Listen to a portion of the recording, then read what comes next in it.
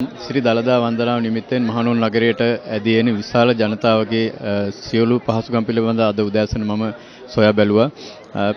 පැයකමාරක වගේ කාලයක් ගත කරලා අර පැත්තෙන් කටුගස්තොට පාරෙත් ඒ වගේම අම්පිටිය ප්‍රදේශෙත් මේ සියලුම තන්හි ඉන්න ජනතාවගේ පහසුකම් පිළිබඳ සොයා බැලුවා.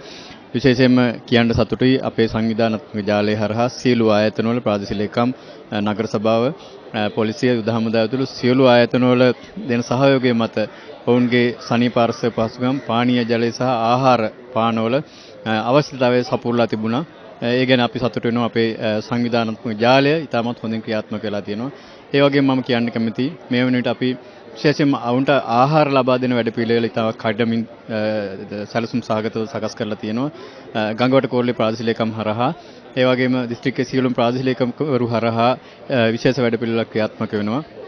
දිනෙන් දින ජනතාව මේ කාර්ය සඳහා ඇදී එන නිසා විශේෂයෙන්ම ඊයේ දිනේ සිට තවත් පැයක කාලයක් ලබා දුන්න නිසාත් ජනතාවගේ අවශ්‍යතාව වැඩි වෙන නිසාත් අපි අපේ සංවිධානාත්මක ජාලය පුළුල් කරලා තිනවා. ඒ අනුව අපි විශ්වාස කරනවා ඉදිරි දින කීපය තුලත් ජනතාවට අවශ්‍ය පහසුකම් එලෙසින්ම ලබා දෙන්න පුළුවන් කියලා. විශේෂයෙන්ම මම මතක් කරනවා අතිගරු ජනාධිපතිතුමා සහ ජනාධිපති කාර්යාලය නිරන්තරයෙන්ම මේ රටේ ජනතාවගේ මේ එන ජනතාවගේ අවශ්‍යතා පිළිබඳව සොයලා බලලා මට අවශ්‍ය පහසුකම් වගේම උපදෙස් ලබා දෙන වැඩපිළිවෙලක් ක්‍රියාත්මක වෙන බව මම කියන්න කැමැතියි.